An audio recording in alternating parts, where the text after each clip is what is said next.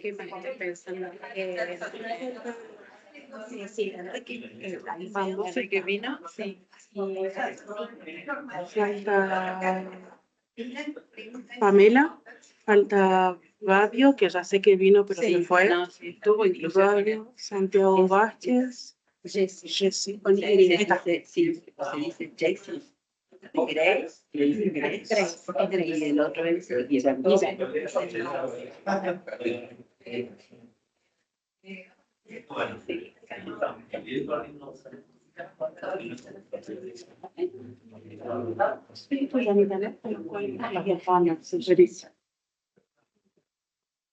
Entonces, ¿ya son las 9:30?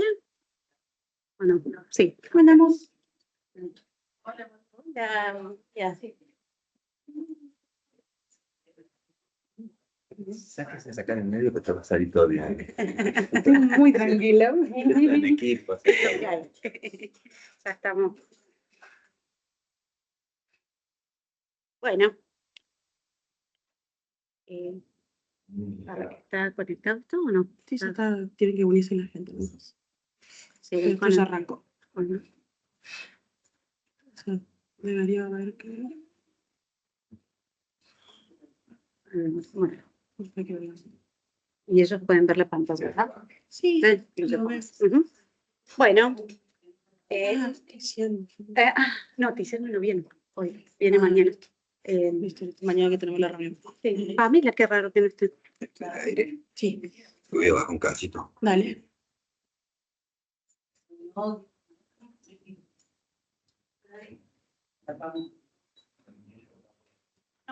Gisela no puede.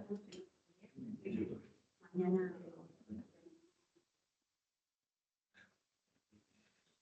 No tengo nada de la paz.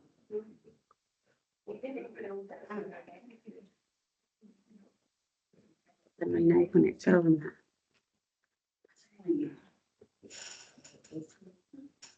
Bueno, muy buenos días a todos y a todas. Les damos la más cordial bienvenida a la 9ª edición de la Semana Internacional en UVP, en la Universidad Blas Pascal. Saludamos a quienes nos acompañan presencialmente en el aula Botín y a quienes se conectan a través de Teams desde diferentes lugares a través de nuestros sets.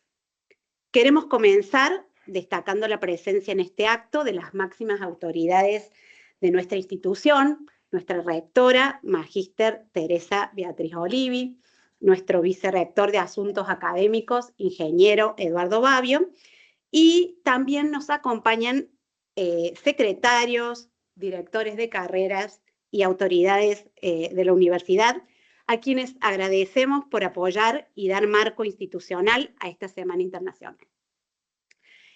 Antes de darle la palabra a nuestra rectora, compartimos con ustedes un video institucional que celebra nuestros 35 años de historia y nuestros 25 años de liderazgo en educación a distancia.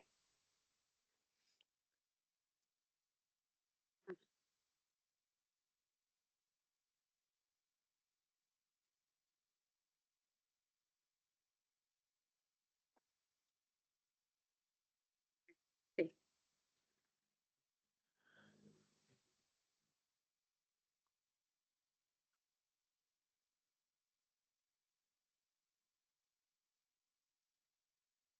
Sí. ¿Sí? Ok. Un día estaba en clases y una profesora nos dijo: ustedes son el futuro, ¿qué piensan hacer por el mundo? Y esa frase me marcó. I was always interested in getting to know new places, other cultures and ways of living. That curiosity is what helps me grow. Para mí fue un desafío enorme, pero ¿sabes qué? Creo que todo lo que te propongas, si lo haces desde el corazón y con decisión, siempre se logra. El mundo cambia todo el tiempo y yo quiero ser parte de esa movida. Por eso programar es algo que me apasiona.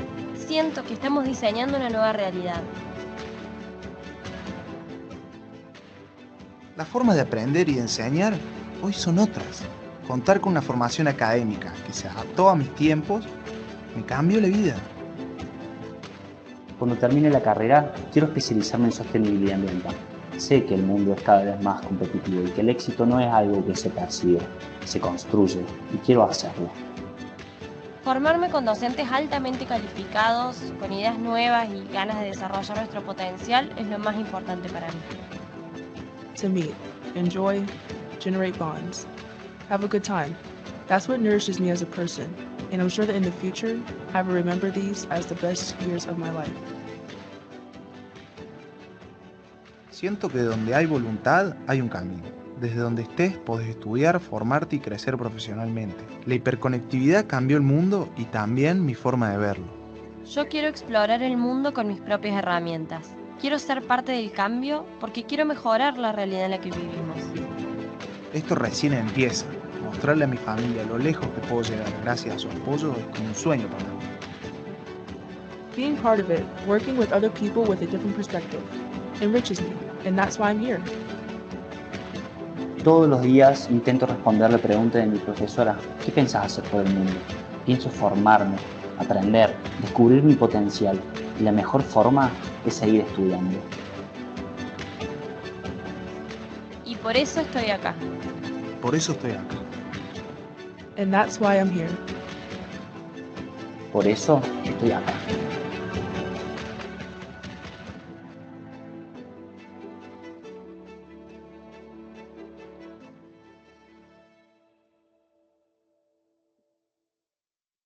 Y ahora vamos a ver otro video muy cortito que es específicamente sobre la Semana Internacional.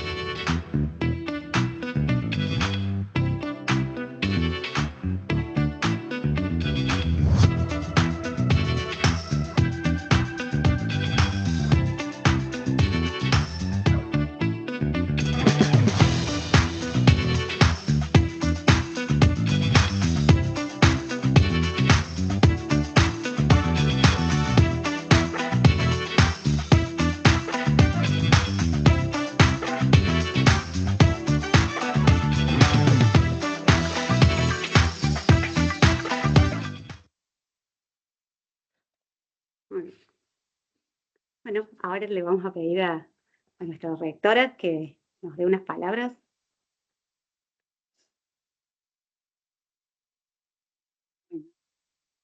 Cortito, que ya nos dio el inicio.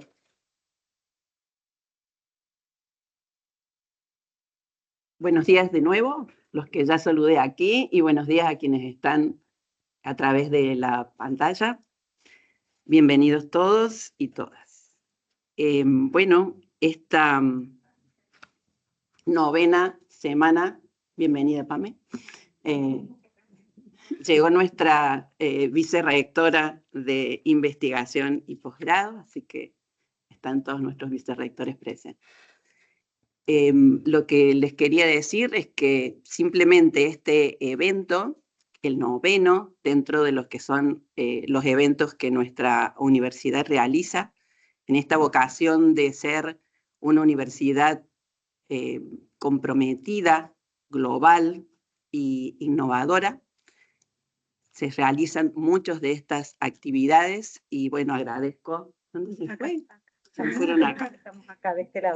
Que bueno, año a año se preocupan y se ocupan, igual que toda la comunidad, para que estas cosas se realicen. Indudablemente un agradecimiento a los docentes y a los profesores invitados, que bueno, van a estar cerca de nuestros alumnos y de nuestros directores de carrera, todos los directores de carreras que se han comprometido también con interactuar con ellos.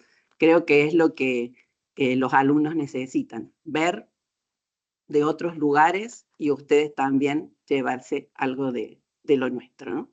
Que siempre lo brindamos de esta manera. Bueno, este año, como recién dijo Anita, además nos encuentra celebrando algo muy importante para nuestra Universidad Blas Pascal. Llevamos 35 años de vida, muchos de los que están aquí presentes fueron los generadores de poder llegar al lugar donde estamos desde el inicio, o sea que cuando charlen con ellos van a tener la historia completa. Y hoy nos encontramos aquí festejando además 25 años de educación a distancia, que también esta universidad fue innovadora en ese aspecto. Hoy es común, después de la pandemia, que todos nos ocupemos de trabajar a distancia. Es más, en nuestra casa eso fue prioridad desde el inicio y fue la visión que tuvieron los fundadores de llevar la universidad a los lugares donde no existía. Quienes estábamos en ese momento en otras universidades decíamos, ¿cómo pueden estudiar a distancia? Y hoy vemos que sí se puede, que fueron visionarios en esta casa y que es lo que a mí me maravilla siempre con haberse anticipado a estas cosas que no surgen por una pandemia, sino que surgieron por esta vocación de tener inclusión y de pensar en aquellas personas que no estaban en las ciudades que tienen universidades.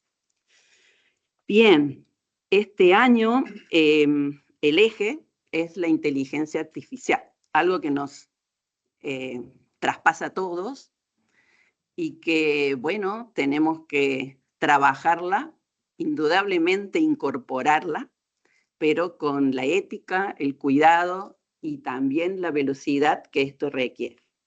Así que creo que en el área de educación va a ser una herramienta WES, una herramienta ya fantástica que nos ha movilizado a todos y nos ha como desafiado. No sé si ustedes lo sienten así, pero es un desafío a los que tenemos algunos años más que los que están acá. Nunca fue una revolución de esta naturaleza en el transcurso de los últimos años de lo que es la educación. Y en la educación superior esto tiene que ser fantástico, tiene que provocar algo que rompa eso que nos vienen diciendo de que la educación ha decaído y todo eso. La educación no ha decaído, tiene que cambiar, como cambiamos todos en cada una de las etapas de nuestras vidas. No, si nos adaptamos a la etapa que nos toca vivir y a la circunstancia, todo va a ser un cambio, no es un retroceso, no es eso. Entonces, la responsabilidad que tenemos creo que es mayúscula en estos momentos. Pero detrás de eso hay una alegría inmensa de poder estar participando de este cambio. Así que, bueno, bienvenido sea la inteligencia artificial y cualquier otra herramienta que nos pueda ayudar. Los más viejitos vimos que no les dejaban utilizar a veces una máquina de calcular porque entonces no íbamos a saber qué era hacer una raíz o lo que fuere. Bueno, esto es mucho más grande, no tiene comparación, pero por eso el mundo está evolucionando y creo que de nosotros depende que sea para mejor. Así que bueno, bienvenidos, aprovechemos esta semana con todo lo que se pueda. Gracias Grace, gracias Yesid y gracias Guillermo. Así que bueno, y gracias a ustedes que son las que llevan adelante este evento. Gracias a todos los directores y docentes que van a participar con nuestros invitados. Y estamos a disposición de ustedes para que ese intercambio sea lo más rico posible. ¿Sí? Bienvenidos y gracias por haber aceptado la propuesta.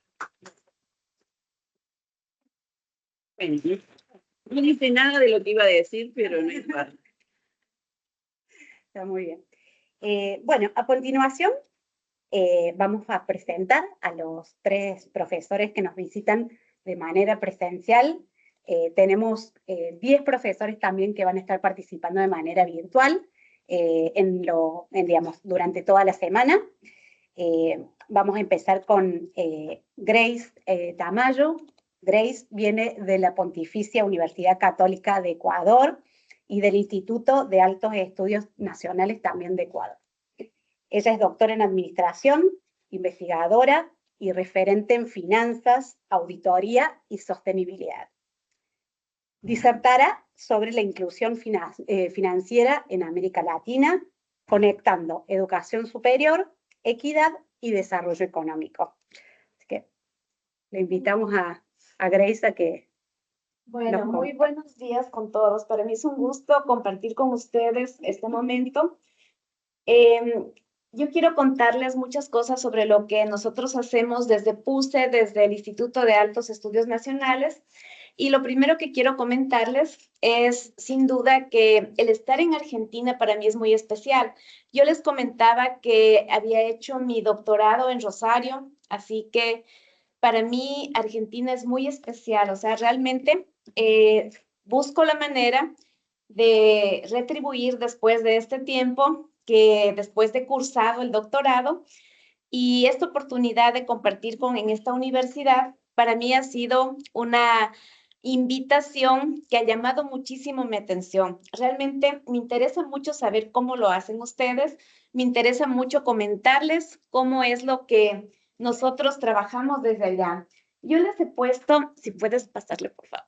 Aquí dice, somos parte de universidades que transforman. Yo creo que en eso, y de acuerdo a lo que justo nos acaba de decir su rectora, es lo que en este momento tenemos que trabajar.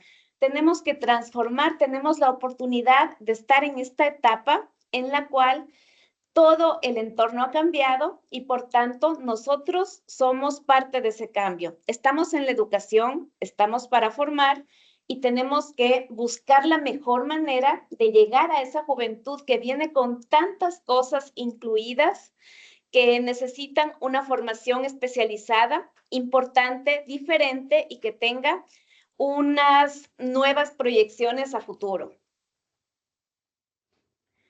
Yo les contaba que yo trabajo en la Pontificia Universidad Católica del Ecuador y también en el Instituto de Altos Estudios Nacionales.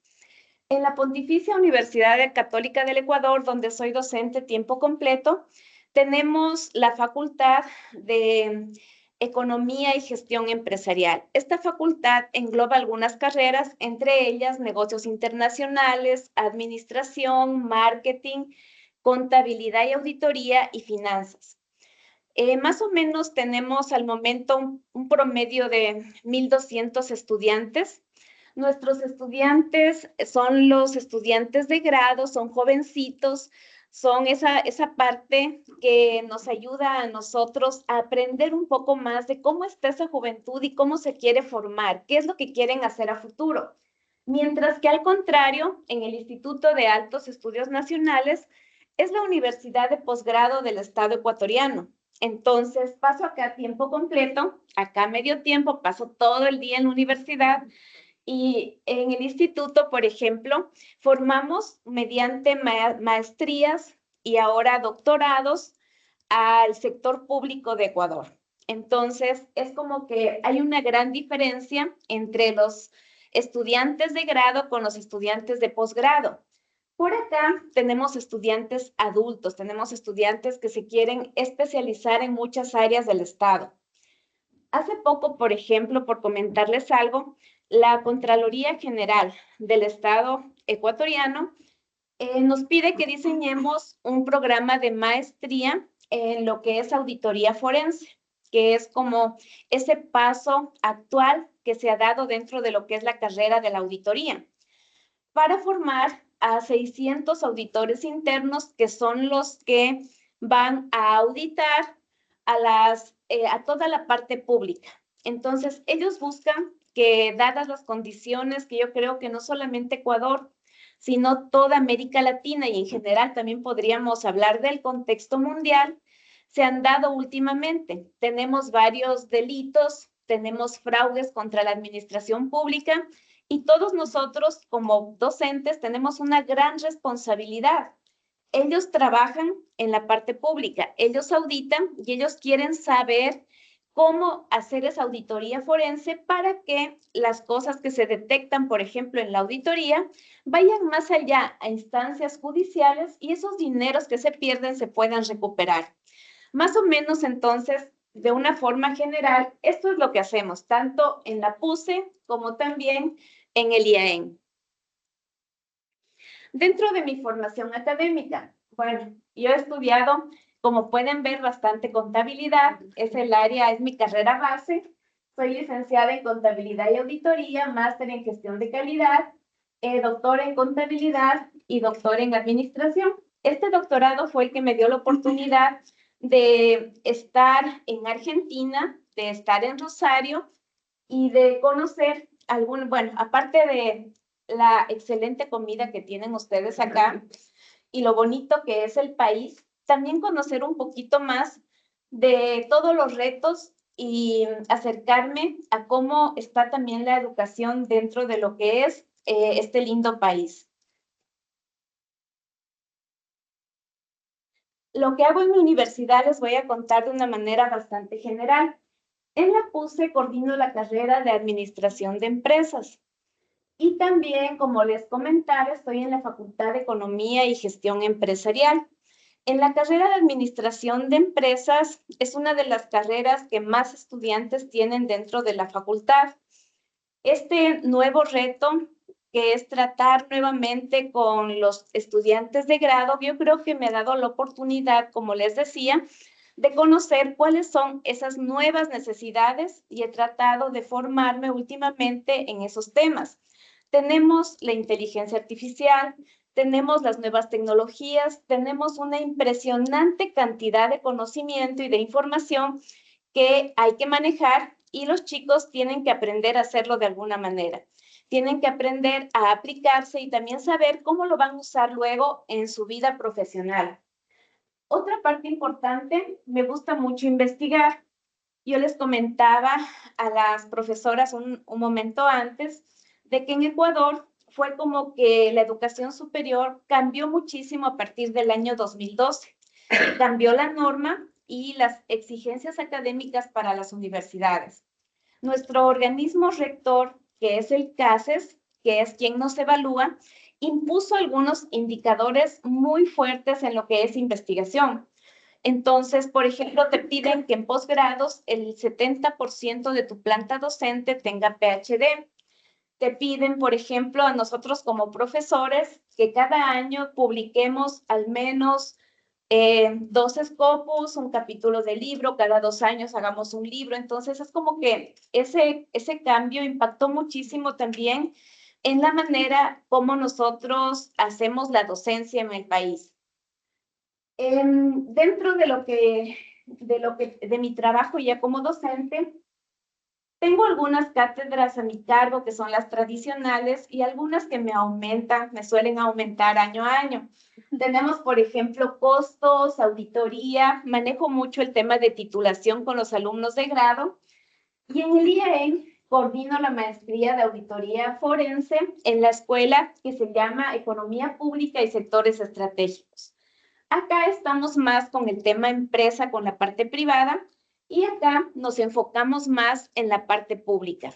Estudiamos muchísimo lo que es la administración pública en todo su contexto, trabajamos ya con las cuentas y la contabilidad gubernamental, y también tratamos de explorar cuáles son esas necesidades que tienen los servidores de formación para ahí crear como que a la medida programas de posgrado que les ayude a especializarse y obviamente esa especialización se va a retribuir para todo lo que es nuestro país. En el IAEN doy clases principalmente de lo que es administración tributaria, auditoría y también estoy en el área de planificación. ¿Sobre qué investigo? Bueno, mis investigaciones principalmente buscan tender puentes entre lo que es la teoría y la práctica, para que las cosas no se queden muy centradas en lo básico, en estudiar simplemente lo que otros han andado. Entonces, trato de aportar con evidencia científica que va a servir para transformar principalmente lo que es la gestión pública, fortalecer lo que es la administración tributaria y abrir nuevas rutas de conocimiento en nuestra región. Bueno, luego les paso la presentación. Me gustaría mucho compartir con ustedes algunas investigaciones que hemos podido hacer tanto en PUCE como también en IAEN. La investigación cobra un verdadero sentido cuando trasciende las fronteras, así que muchas gracias por esta invitación. La movilidad académica nos permite compartir conocimiento, nutrirnos de nuevas miradas y construir juntos un futuro académico más sólido y transformador. Yo creo que es muy importante precisamente que generemos estos vínculos, estos lazos que siempre nos van a fortalecer, nos van a ayudar muchísimo para que podamos triangular lo que es docencia, lo que es investigación, con otras cosas importantes como lo que es la movilidad académica. Bueno, esta partecita yo les ponía justamente de mis palabras lo que yo pienso que es nuestro reto hoy para como docentes universitarios.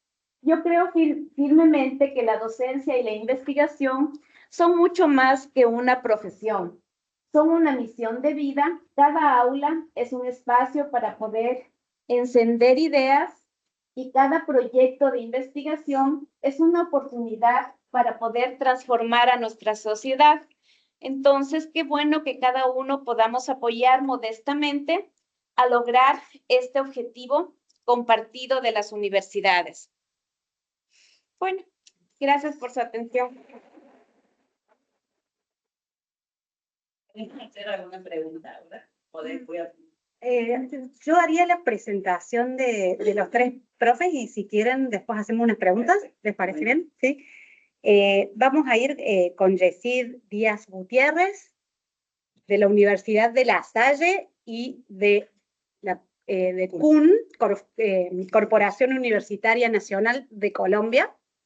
Yesid es ingeniero en sistemas, magíster en dirección estratégica en tecnología informática y doctorando en informática, con más de 20 años de experiencia. Es especialista en inteligencia de negocios, analítica de datos e inteligencia artificial aplicada a la educación. En esta semana trabajará sobre gestión empresarial e industria inteligente. Muchas gracias. Bueno, de antemano, pues agradecer la invitación que la universidad nos ha hecho. Como lo decía mi compañera Grace, es una maravillosa oportunidad para conocer nuevas culturas. Creo que el tema de la movilidad académica, además de facilitarnos herramientas y elementos para poder ser profesional y personalmente, nos brinda esa posibilidad de acceder a espacios que de pronto desde la perspectiva turística no lo haríamos. En mi caso, pues yo siento una afinidad bastante fuerte con la cultura argentina, por el tema del fútbol y por el tema de los asados, de la cultura del asado. Sí, uno de mis programas favoritos se llama Loco por los asados. Entonces, digamos que esa afinidad lo motiva a uno bastante a tener esa cercanía también desde la perspectiva académica, ¿no? Cuando me hicieron la invitación de participar en esta semana, pues yo no lo dudé, dije, esta es la gran oportunidad para poder conocer su país. Entonces, muchísimas gracias por los anuncios.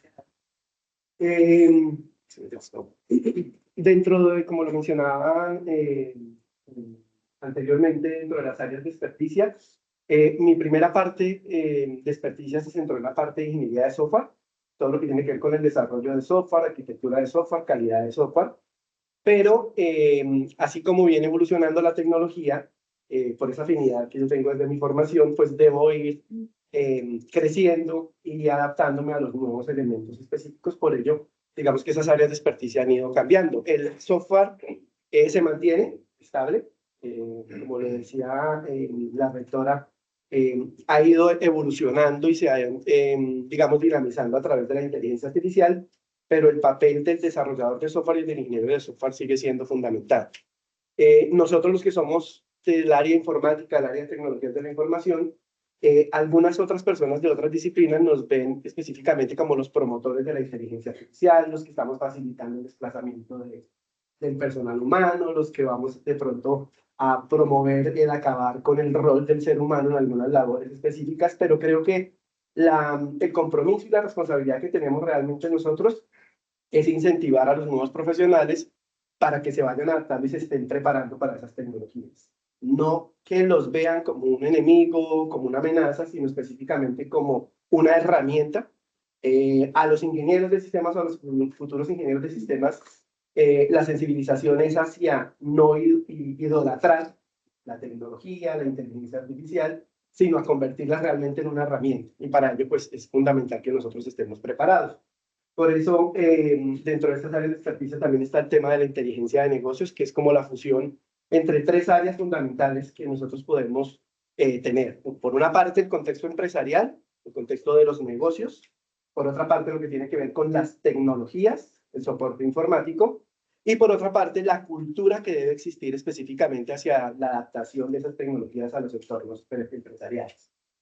La analítica de datos, pues, en esencia, desde la transición de lo que fue la tercera revolución industrial a la cuarta revolución industrial, con la aparición de la informática y el convertir casi que el dato en el principal activo de las organizaciones, básicamente lo que busca es que ese dato no se quede en un estado, como se dice coloquialmente, duro o bruto, sino que se transforme y se convierta en información. Y en todas las disciplinas específicamente en las que nosotros nos desenvolvemos, la gestión de la información es la que promueve la gestión del conocimiento, ¿sí? La descentralización de la información. Entonces, desde esa perspectiva, el tomar la analítica de datos como el insumo fundamental para poder tomar decisiones informadas, decisiones mucho más estables y más robustas, pues, digamos que nos provee, digamos, esas facilidades.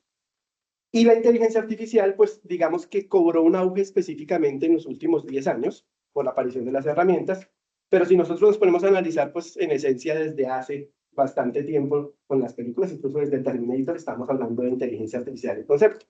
Solo que teníamos el concepto de que la inteligencia artificial era la réplica metálica de un ser humano, la figura del robot, ¿no? Hoy en día es un poco más abstracta, pues digamos que la idea es que de esa experticia podamos explorar con los estudiantes muchos de sus contextos. Y finalmente lo que resume todo, pues es el tema de la transformación digital que todos hablamos específicamente, que es más allá específicamente de comprar o adaptar tecnología a las organizaciones, sino va muy de la mano, como les digo, con el ser humano y con esa cultura de adaptación que vamos a tener nosotros. Esas áreas disciplinares específicas que podrían tornarse, y dialogaba con algunos de ustedes, como esas competencias duras, ¿cierto? Me han permitido, pues, hacer como una amalgama con las competencias blandas relacionadas con la parte académica. Y en ese sentido, específicamente para las instituciones de educación superior con las cuales tengo la posibilidad de trabajar, me he centrado específicamente en lo que es el diseño curricular basado en competencias, preparar a los estudiantes realmente para un contexto específico sobre herramientas, didácticas, metodologías relacionadas con casos de estudio prácticos específicamente, para que no suceda, por ejemplo, lo que me sucedió a mí, que es ese golpe de salir de la universidad, de un entorno académico muy ideal, a lo que es la empresa y esas culturas específicas que existen a veces, como que todos saben que esto es así. Y hasta ahora voy a empezar realmente a prepararme para lo que es la empresa. El diseño de programas académicos específicamente desde la perspectiva de las necesidades del contexto, analizar realmente lo que requiere el sector para que el plan de estudios, la malla curricular, las contenidos temáticos preparen realmente al egresado a cumplir esos retos que tiene el contexto social. En Colombia se maneja, la calidad es un solo concepto, pero en Colombia se maneja lo que es, bueno, ya cambiaron el concepto que se decía antes, condiciones mínimas de calidad para poder entregar el permiso o el registro calificado para que el programa funcionara. Pero mencionaban esa parte de mínimas de calidad y muchas personas decían, está como cumpliendo el programa ahí para que pueda salir. Entonces ahora lo denominan condiciones de calidad. Pero también existe lo que es la acreditación de alta calidad. Y es esos programas académicos y esas instituciones que cumplen más allá de lo que pide la norma específicamente.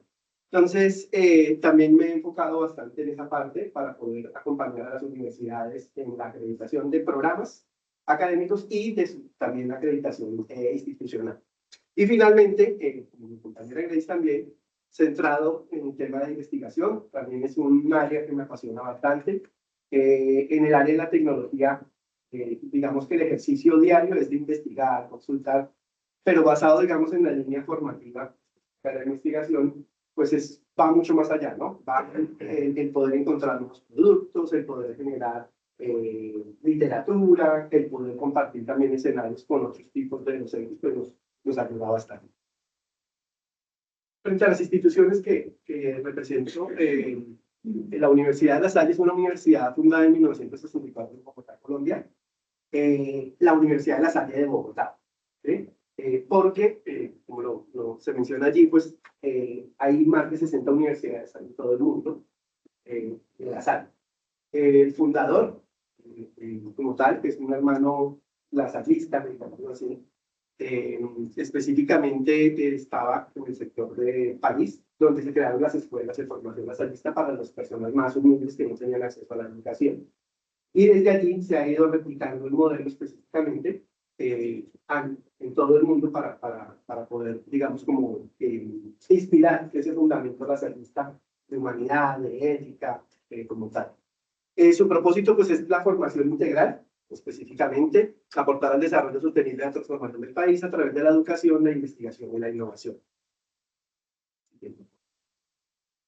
Algunos datos específicos de la universidad. Actualmente tiene más de 15.000 estudiantes en pregrado y posgrado, más de 100 programas académicos en diferentes niveles de formación, y es reconocida por su impacto social en comunidades rurales y vulnerables.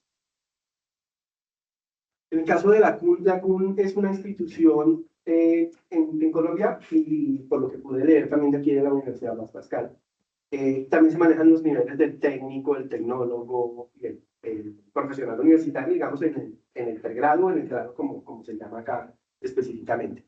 Y la CUN inició formando técnicos y tecnólogos. Y gracias a una normatividad específica del Ministerio de Educación Nacional de Colombia, se pudo transformar para poder ofrecer programas de nivel profesional universitario y posgrados hasta el nivel de especialización.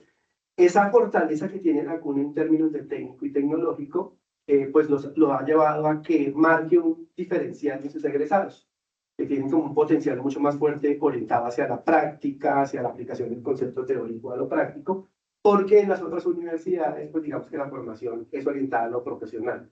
Entonces, muchas veces algunas universidades egresan a sus estudiantes y se vuelven muy teóricos, y les hace falta el concepto práctico. Entonces, esa es una de las fortalezas que tiene la institución. Lo otro también está muy dirigida a las personas que tienen dificultades económicas para poder acceder a la educación. Por eso se centra en democratizar el acceso a la educación superior y en formar profesionales íntegros con un enfoque empresarial específicamente. Algunas cifras relevantes: más de 30 sedes en Colombia, una amplia cobertura en programas de pregrado y posgrado, y ya tienen más de 100 egresados. Muchas gracias.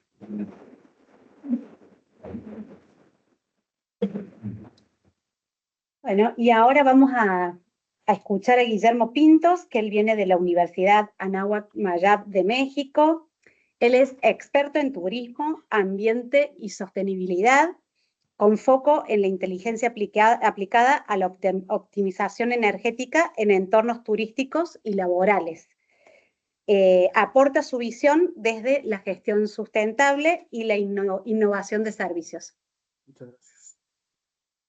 Bueno, buenos días. Muchas gracias nuevamente por la invitación.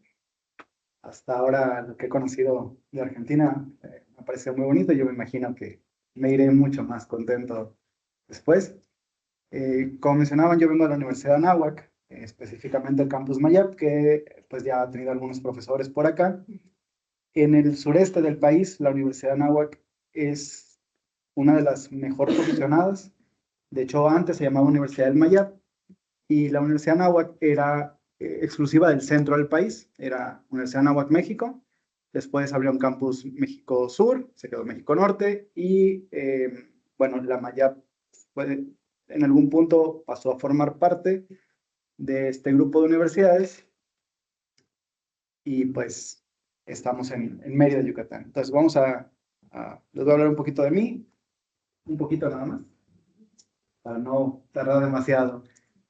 Bueno, yo soy ingeniero electromecánico. Estudié en el estado de Veracruz, a unos 600 kilómetros más o menos de Mérida. Ahí estudié la carrera y la maestría. Soy ingeniero electromecánico y luego hice una maestría en ingeniería energética. Y contándoles un poco de mí, la verdad es que yo no quería estudiar eso. Yo no quería estudiar, de hecho. Yo terminé la carrera, yo quería robótica, pero en el año 2000, cibernética en realidad. En el año 2000, pues el internet apenas empezaba un poco y no sabía mucho dónde podía estudiar eso. Y lo más cercano fue electromecánica. Me gustó mucho mi carrera, la verdad. Y ahí dije yo, ya, no quiero estudiar, yo quiero trabajar. Nota por acá, yo nunca quise ser profesor. Y ahorita les voy a explicar un poquito. Y me convencieron para estudiar la maestría. Cuando ya me encarreré y dije, bueno, estudio la maestría en energética, dije, pues de aquí soy. Y luego estudié otra maestría en administración y luego hice el doctorado en manufactura. Y hasta el momento llevo ya estudiados 12 diplomados en diferentes áreas. Pues lo que está de moda ahorita, que es la inteligencia artificial, pero también en la aplicación, en ciencia de datos, de cómo esa información pues yo la puedo utilizar, como mencionaba Jessy. También en las áreas técnicas como semiconductores, que México ahorita está en pañales, la verdad, está empezando esa parte de semiconductores. Tenemos unos yacimientos de litio muy pequeños, pero el país está comenzando a preparar. De hecho, un compañero no tiene mucho, fue a China justamente, porque estamos empezándonos a preparar para esta área, ¿no? Para dejar de depender un poco de otros países. Y soy técnico, no está por acá, soy técnico en refrigeración y aire acondicionado por parte de la Organización de las Naciones Unidas para el Desarrollo Industrial, como parte de la complementación de mi carrera. Y justamente en este aspecto fue donde yo comencé la parte de la eficiencia energética que mencionaban. No se le pasa a la siguiente. Gracias.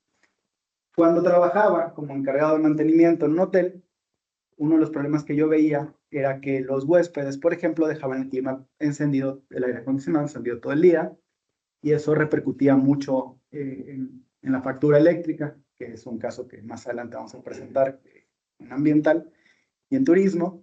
Y justamente, pues, buscamos algunas formas de ayudar a reducir este impacto, ¿no? Que bueno, no puedo decirle al huésped, oiga, apague su aire acondicionado, pero sí buscamos alternativas para reducir el consumo. Posteriormente trabajé en Arkema. Arkema es una empresa francesa que es la principal competencia de DuPont. Seguramente conocen a DuPont y seguramente no conocen Arkema, pero bueno, están más o menos al mismo nivel. Es mundial, es francesa y tiene base como en 10 países aproximadamente. Después empecé a trabajar en La Corona.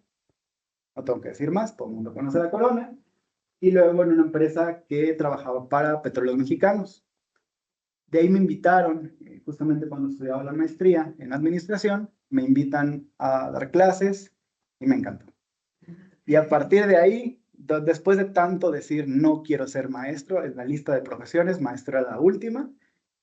Y después de que me invitaron, dije, me encanta, de aquí soy, quiero ayudar, quiero devolver, quiero transformar vidas, quiero apoyar al país, quiero hacer muchas cosas. Y un buen día me invitaron a ser coordinador de carrera en una escuela que se llama Escuela Superior de Ingeniería.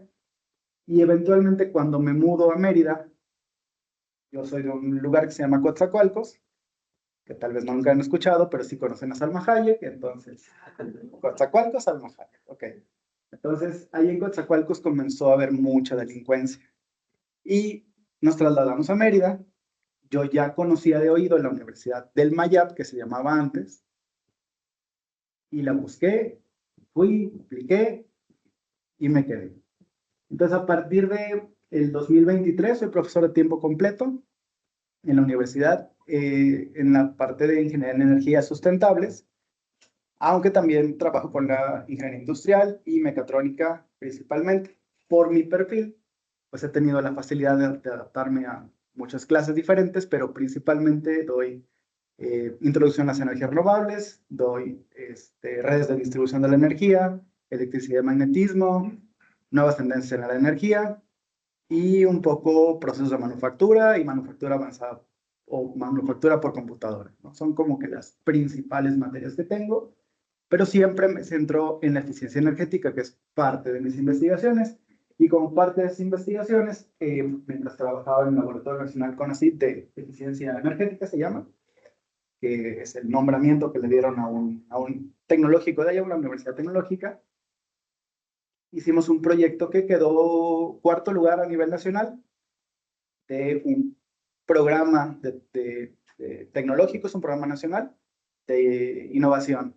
Y ese mismo proyecto lo llevamos a un concurso de Naciones Unidas, quedamos primer lugar nacional, y luego con unos chicos de la ANAHUA quedamos también segundo lugar. Entonces cuando premiaron fue muy divertido porque es tómate foto, siéntate, tómate foto, siéntate.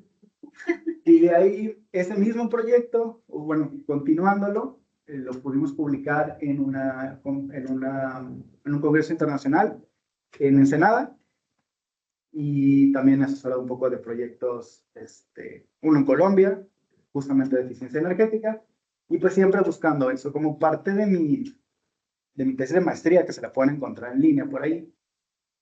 Al principio, y por eso me gusta tanto esta área, al principio menciono que si seguimos consumiendo, me pregunto más bien y yo mismo me contesto, que si seguimos consumiendo energía al ritmo que estamos consumiendo, pues si seremos capaces de sostener ese ritmo. Y bueno, al final yo creo que no. Entonces, por eso me gusta mucho esa área.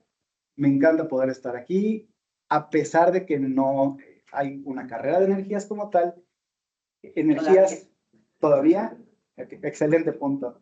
Pero fíjense que energías aplica para todos y para todo. Entonces, a mí me encantó la idea de poder ir a la carrera de turismo y explicarles y decirles qué podemos hacer, y en ambiental qué podemos hacer, y a la carrera que me invitan yo voy, y siempre hay un qué podemos hacer en muchas áreas. Entonces, bueno, ya dejo de hablar de mí y les cuento un poquito de mi universidad. La Universidad Anáhuac es parte de una red, de la red de Universidades Anáhuac, que a nivel nacional tiene 8 campus, que están por aquí, Jalapa, bueno, Coatzacoalcos, que les decía, está por acá, y Mérida está por acá. Entonces está Mérida, está Cancún, está Puebla, está México Norte, México Sur, Querétaro, Tamaulipas, 2 en Veracruz y Oaxaca, más el campus en línea. Y dentro de la red internacional de universidades está también un campus en España, que siempre se me olvida el nombre, disculpen ustedes, pero bueno. Perdón. Y si luego ven la presentación, en este tiene un videíto de las universidades, en ese código. Entonces, la red Anáhuac más o menos tiene unos 48,000 alumnos a nivel nacional. Tenemos más de 65 licenciaturas. En la Mayap tenemos 32, o teníamos 32, a menos que ya se van a abrir otras. Más o menos el 45% de los alumnos tienen algún tipo de beca. Hay alumnos que tienen 95% de beca. No les voy a mentir, es una universidad privada, es un poco cara, comparativamente con otras, no es tan cara, pero sí es de las privadas de costo más elevado. Y la mayoría de los alumnos, la mayoría de los alumnos foráneos tienen algún tipo de beca. Tenemos muchos alumnos de Centroamérica con algún tipo de beca.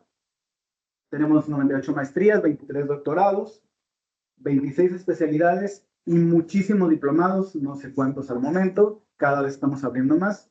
De hecho, dentro de unos meses vamos a abrir un diplomado en eficiencia energética, industrial y comercial. O sea, a nivel industrial y comercial tenemos un profesor de Nicaragua, un profesor de Colombia, una profesora de aquí de Argentina, un profesor de México y yo también de México.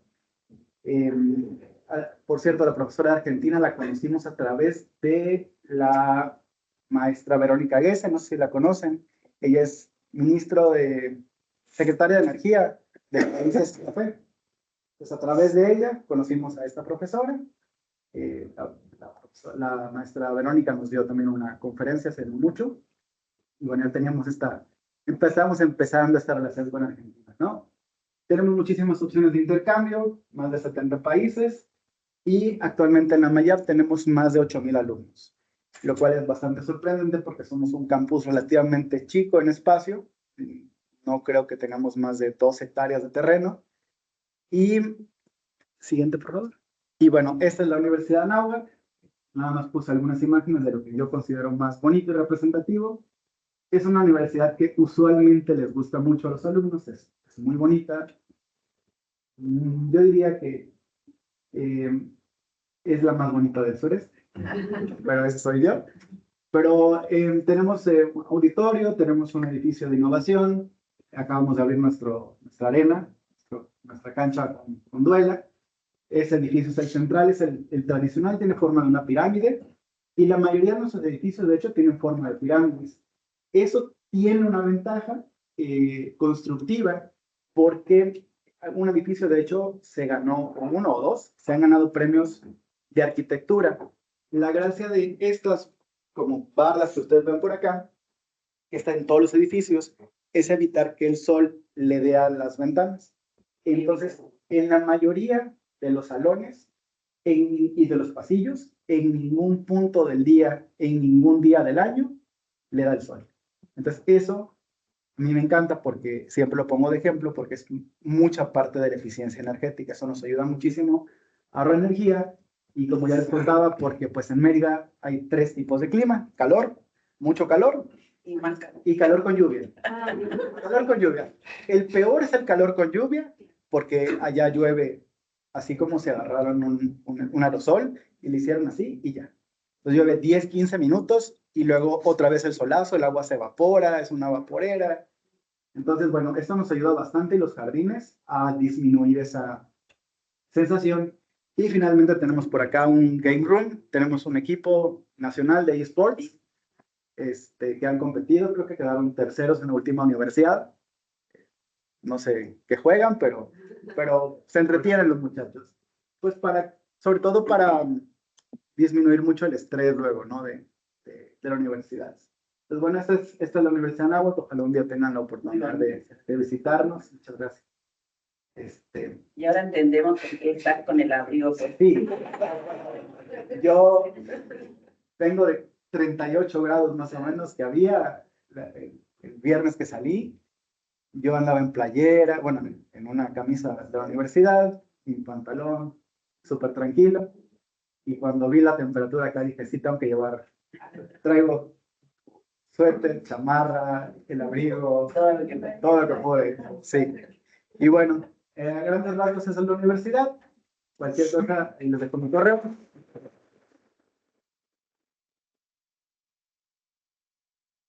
Bueno, ahora si quieren, Tere, hacer algunas preguntas, aprovechamos un ratito, no sé. Empiezo. Algunas son para los tres y otras particulares. Pero, por ejemplo, Grace, vos mencionaste la CACES, que sería, en visión, la agencia de evaluación. Y eso sí le quería preguntar a los tres, ¿cómo es el sistema que tienen de acreditación y de evaluación? O sea, que los tres son de universidades privadas. Y bueno, saber si eso es para todas las universidades, si cómo se aplica allí.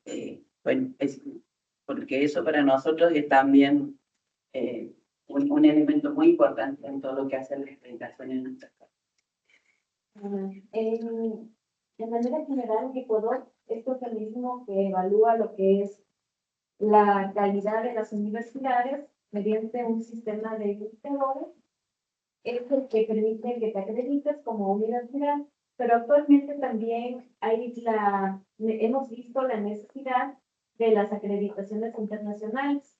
Entonces, en PUSE estamos justamente ya en el proceso final para acreditarnos. No recuerdo cuál es en este momento la acreditadora, es una norteamericana, y hemos tenido una experiencia previa también de acreditación en calidad. Hace varios años, ya más o menos como 10, que venimos trabajando con lo que es el sistema de gestión de calidad certificado. Así que ese paso de la acreditación interna y la acreditación en calidad a la acreditación internacional no se nos ha hecho tan complejo como se lo ha hecho a otras universidades. En cambio, en posgrados, en IAEN, tenemos la evaluación por medio de CACES y estamos planificando ahora buscar también una acreditadora de posgrados que nos permita contar con esta parte. ¿Por qué es importante? Porque CACES, si tú tienes acreditación internacional, ya no te evalúa de forma nacional. Así que ese es el camino que lleva Ecuador. O sea, que ustedes eligen quién los es privado, ustedes eligen alguna. Exactamente, o sea, la del país es CACES, pero nosotros podemos elegir la acreditadora y cada una es más exigente que la otra. Realmente esta elección que la hicimos más o menos hace unos 2, 3 años con esta acreditadora internacional, lo hicimos más bien en función de que hemos probado con otras universidades, dialogado, y es la que mejor se adapta a nuestras necesidades como universidad privada. Si lo hacen internacional, ya creo que lo dijiste, ya no necesitas hacer la otra. Y lo otro es, y es obligatorio tener algún tipo de acreditación. Sí, o sea, te acreditas o no te acreditas. Si no te acreditas, ya también te quedas relegado en algunos aspectos. Es indispensable que lo tengamos. Bien.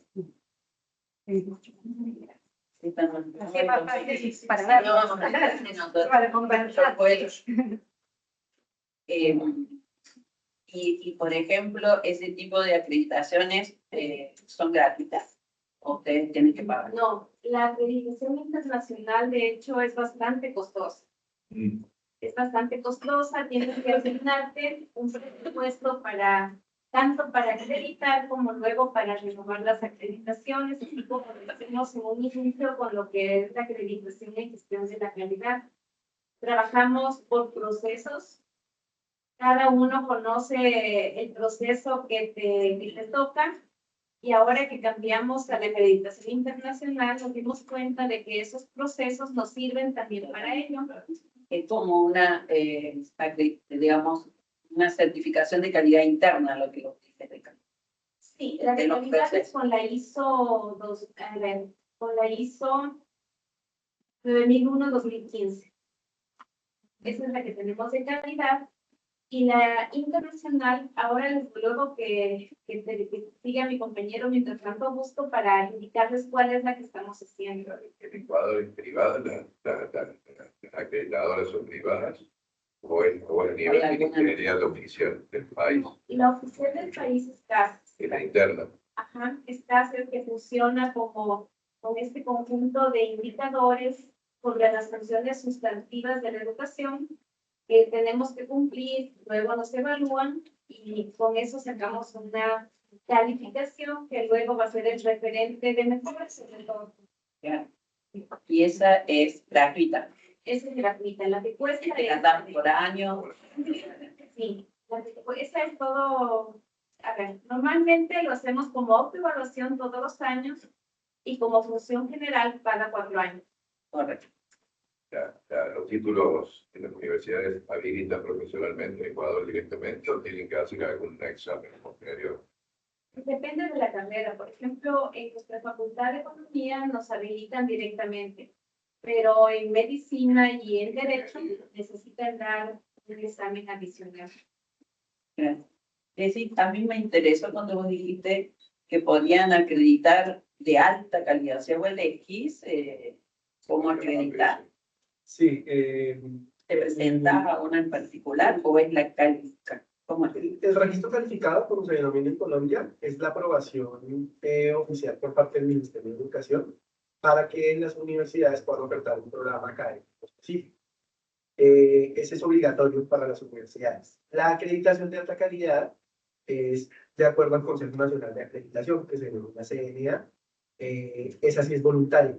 Dentro del proceso de registro calificado se hace un ejercicio de autoevaluación institucional, 2 ejercicios de autoevaluación durante el periodo que otorgan mis publicaciones de esos son obligatorios, y la autoevaluación con fines de acreditación de alta calidad es voluntaria, también se desarrolla.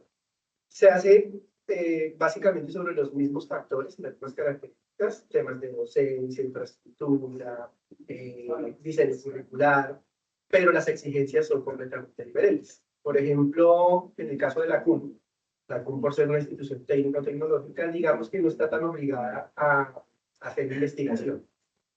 Pero ahorita que están en el proceso específicamente de acreditación, por ejemplo, en el programa de ingeniería de sistemas, necesitan producir intelectualmente, desarrollar proyectos. Allí se maneja algo con ciencias que es el Ministerio de Ciencia y Tecnología de Colombia, que es el CRUSLAC, es como la hoja de vida de los grupos de investigación, y el CIVILAC, que es la hoja de vida de los investigadores. Entonces, de acuerdo a los indicadores de productividad, es que uno de los factores con los cuales las universidades pueden postular sus programas académicos a acreditación de alta calidad. Para acreditar de alta calidad una institución, deben tener ya unos 3 programas de alta calidad, si no, no se puede postular. No es obligatorio ninguna carrera de acreditar. No, en el área de las ingenierías, más por vocación y por la pertinencia que tienen estas acreditación de calidad, que sí se certifican mucho internacionalmente por la ley, que para certificar algunos programas académicos.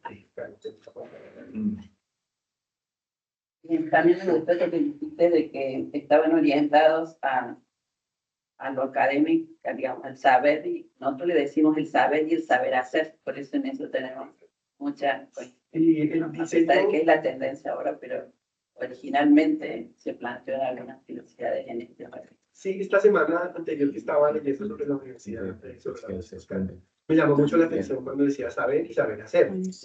Y básicamente, cuando se habla de diseño curricular basado en competencias, se centra específicamente en 3 tipos de saberes. El saber ser, del ser humano como tal, su esencia específica. El saber saber, que es el saber de dónde vienen las cosas, el origen, la fundamentación, la epistemología. Y el saber hacer, que es cómo utilizo esas herramientas para que el conocimiento que yo sé realmente pueda llegar a ser aplicado. Entonces, digamos que en Colombia, desde hace unos 10, 12 años, se ha enfocado mucho en lo que es el diseño curricular por competencias, porque antes la formación que les mencionaba era como muy teórica, muy holística, y hoy en día una, digamos, como de las herramientas publicitarias que utilizan las universidades en Colombia es, nosotros no solamente les vamos a enseñar a saber y a saber ser, sino también a saber hacer, que es la orientación específica.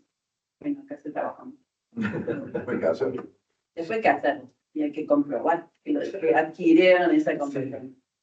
Y bueno, ¿querés decir algo, Guillermo, de cómo en tu universidad?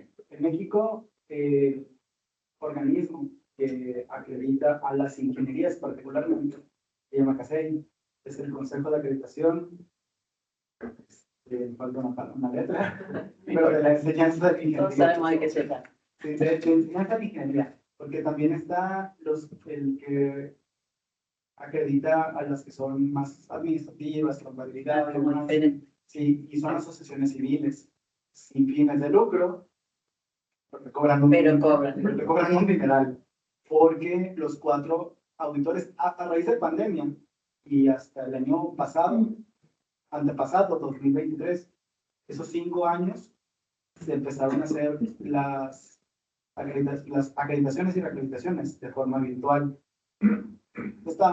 Pues, era obvio, entendible, pero bueno, ya en 2023 ya no era tan obvio, y sin embargo te cobraban lo mismo que cobraban originalmente.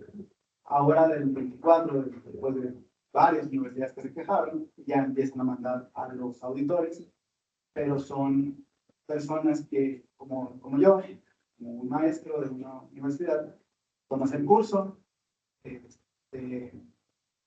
como certificas, por llamarlo de alguna manera, ya luego te invitan a estas acreditaciones, entonces ya tú vas. Sin embargo, por parte del Estado, del gobierno, no existe una acreditadora, no hay, e incluso la Secretaría de Educación te dice que pues, tú para que tengas tu carrera solo tienes que registrar tu programa de estudios ante ellos, te firman, te sellan, lo revisan, entre comillas, y ya. Digo entre comillas porque sí trabajé en alguna universidad en la que se veía que lo que tenían era copia de pego de internet tal cual. Y agarraron un libro, el temario, y dijeron esto es bueno para esta materia, y así lo ponían, ¿no? Y la ventaja de nosotros como red, me imagino que seguramente es la ventaja de muchos más, y a nosotros nos acreditan, nos aprueban un programa para México Norte, pues enseguida lo podemos bajar para Miami, sin problema. Entonces, ahorita, por ejemplo, se quiere abrir una ingeniería nueva, creo que es eléctrica, no pregunto bien, porque están, no, mecánico automotriz. Se quiere abrir mecánico automotriz en Mérida, pero quien mete los papeles es México Norte. Entonces, México Norte puede decir, bueno, también en Querétaro, también en Oaxaca, en donde se necesite, y nos vale para todos porque somos parte de nosotros decimos que somos parte de una red, pero en realidad somos una sola universidad con varios campus. Pero antes sí éramos literalmente una red, universidades independientes, y ahora todos somos Anáhuac, campus. Y estos organismos acreditadores después de 4.500 papeles que te piden, te dan la certificación por 3 a 5 años y luego te tienes que reacreditar. Al menos, por ejemplo, energías, no tenemos la acreditación porque te piden 5 años de primer egresado y nosotros, como relativamente nuevos, apenas tenemos 2 años de nuestros primeros egresados. Le pregunto que dice, los títulos que dan la Universidad Mexicana son válidos realmente o tienen que certificar en alguna agencia, en algún colegio profesional. Algo muy interesante de las universidades de México es que cada quien tiene sus propios requisitos de egreso, no son como estandarizados. Entonces, el mínimo es cumplir todos tus créditos, todas tus materias, acredítalas, pásalas con unas con 6, otras con 7, otras con 8, pero cuando ya terminaste...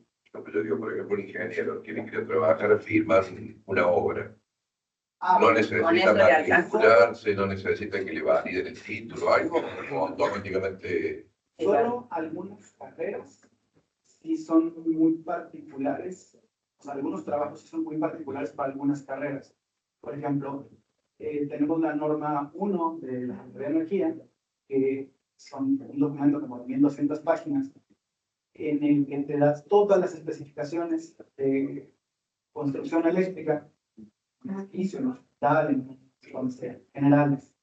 Y una persona que te pueda afirmar que esa instalación es correcta y adecuada y que todo está bien calculado, solo puede ser un ingeniero eléctrico o no me acuerdo cuál es la otra rama, pero por ejemplo un ingeniero de energías no lo permiten.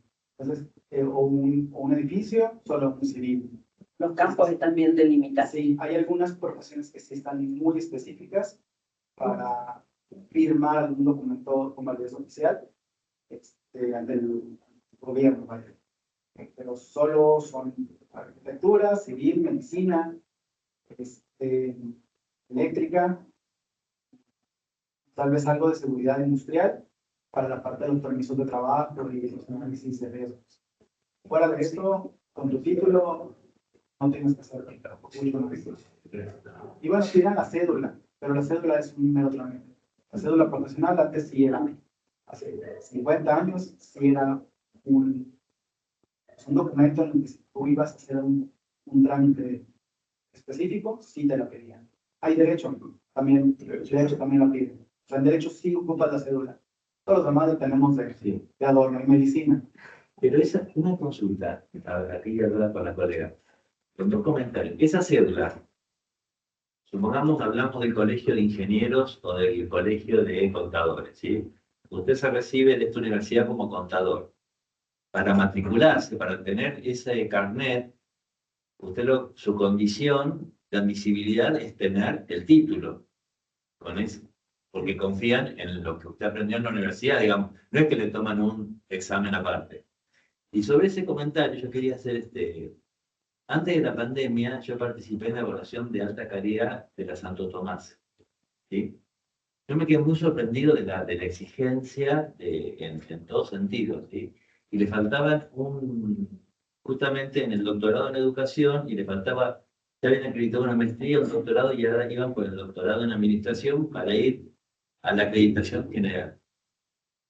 Yo como comentario, teniendo al colega acá de posgrado, en términos de política comparada, yo creo que todavía aquí, en nuestro país, la evaluación que se hace a partir de lo que es la CONEAU, la agencia, digamos, la Comisión Nacional de Evaluación y Acreditación Universitaria, los procesos de acreditación para los cuales nosotros trabajamos mucho, siguen siendo muy exigentes y muy reconocidos. Por eso, si bien desde el 95 nosotros tenemos una ley de educación superior que habilita la posibilidad de agencias de acreditación privadas, eso no ha prosperado, sino que digamos, la CONEAU convoca, digamos, ¿sí?, a evaluadores de distintas universidades del sistema universitario y siguen, digamos, son evaluaciones siguen siendo todavía muy rigurosas y muy exigentes. No me acuerdo de lo que ustedes Claro, el nuestro es público, no nos cobran y es tanto para universidades de gestión pública como de gestión privada. Y ahora Ya se ha trabajado bastante para que estas acreditaciones que se logren, sobre todo en alguna de las carreras, puedan tener también validez internacional. Se ha dado ya en salud y ahora se está trabajando para la ingeniería. O sea, tener una acreditación, se llama CONEO, como dijo Enrique recién.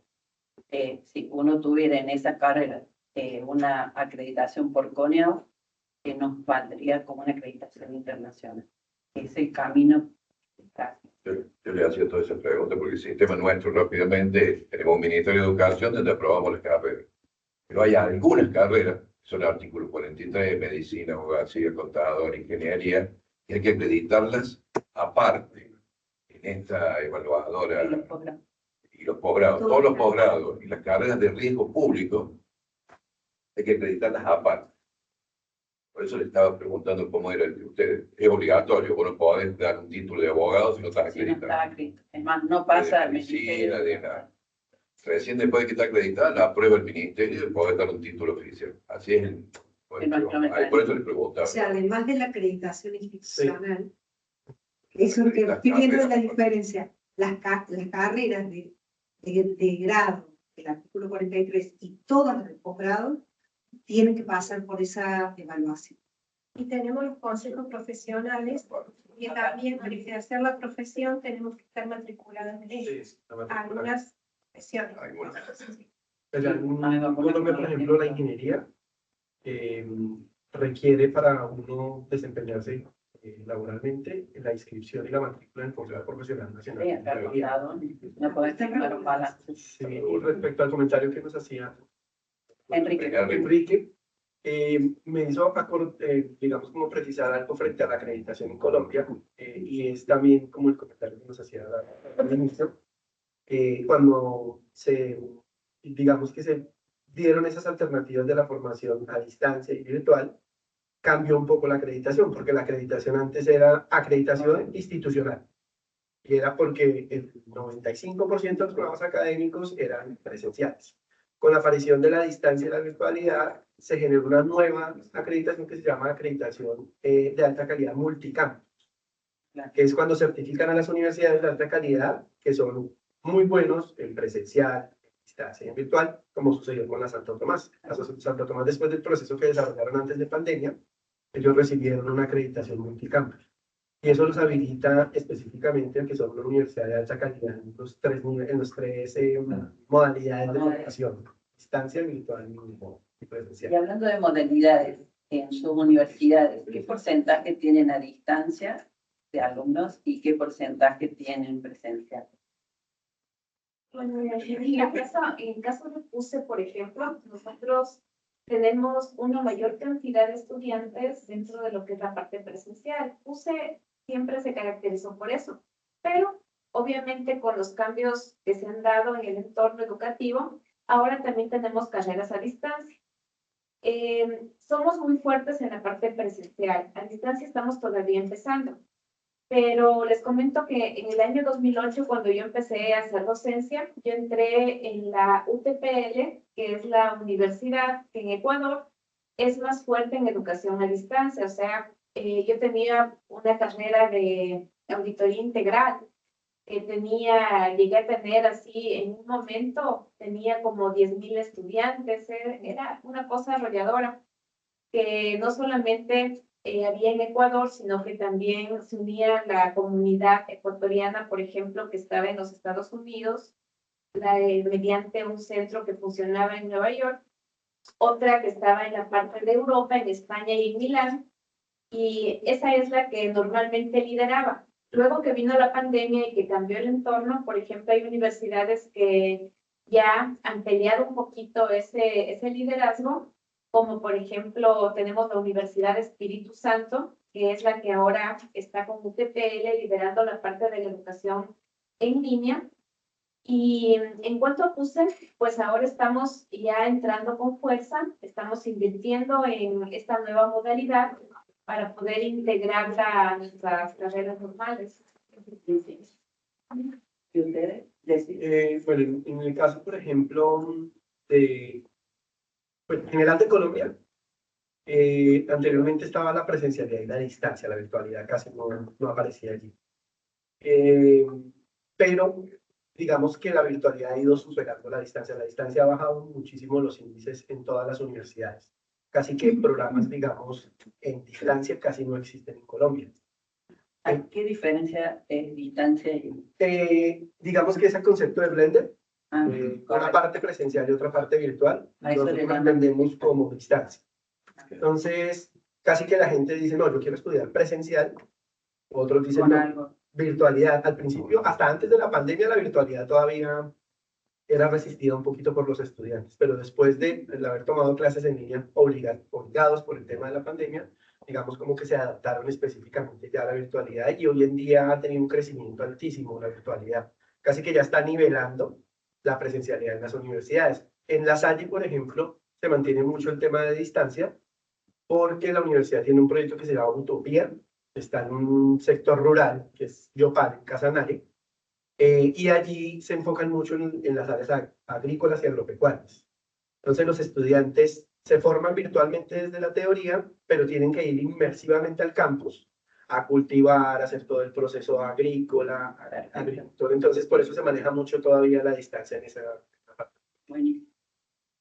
Nosotros, Nahua Mayab, licenciaturas son 100% presenciales, no tenemos nada en línea, porque como parte del grupo de universidades tenemos un campus en línea. Tenemos un campus online tal cual, que tendrá como 40 licenciaturas más o menos, y tienen una cantidad grandísima de alumnos, no sé cuántos, pero más de 30.000 seguramente. Y en cuanto a, bueno, como parte de las materias de la universidad, sí pedimos a los alumnos que hagan materias en línea, con todo el contenido está en línea y el maestro lo alimenta, ¿no? Pero son como parte del propio programa, y no son como, podríamos decir que es mixto, ¿no? Pero de manera general son presenciales y solo son esa parte en línea es una pequeña parte de la carrera, ¿no? Son 5 materias de 50. Y estamos en línea, pero para maestrías sí tenemos algunas maestrías son presenciales, de repente tenemos la siguiente generación en línea, de repente la presencial, de repente la siguiente la presencial, la siguiente mixta. Y maestría sí varía bastante dependiendo de la necesidad. Y diplomados los estamos metiendo desde hace unos años para acá 100% en línea. Entonces, ahorita estamos abriendo en ingeniería. Tenemos 8 ingenierías. Y tendremos, yo creo que ahorita, a lo mejor entre cursos y diplomados de ingeniería, vamos a tener unos 30 o 40 pasos. Pero todos son en línea. Muy bien. Bueno, después, si alguien tiene interés en reunirse con nuestros profes para algún tema en particular, les podemos facilitar la agenda para que vean en qué espacios todavía tienen un ratito para juntarse. ¿Sí?